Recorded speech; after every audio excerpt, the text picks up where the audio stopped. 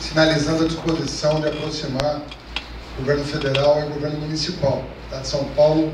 tem um peso específico no país muito grande e tem que fazer parte do Projeto Nacional de Desenvolvimento. Podemos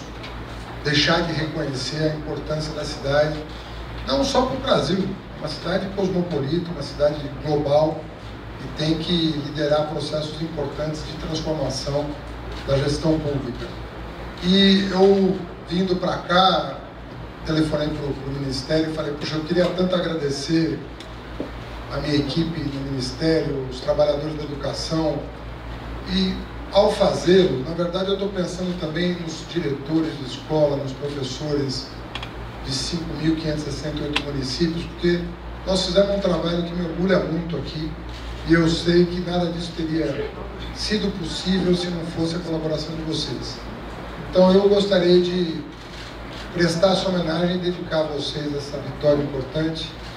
em São Paulo, porque eu tenho certeza que, em grande medida, foi o reconhecimento do trabalho que vocês fizeram que me deu a oportunidade de defender o plano de governo que acabou saindo vitorioso das urnas.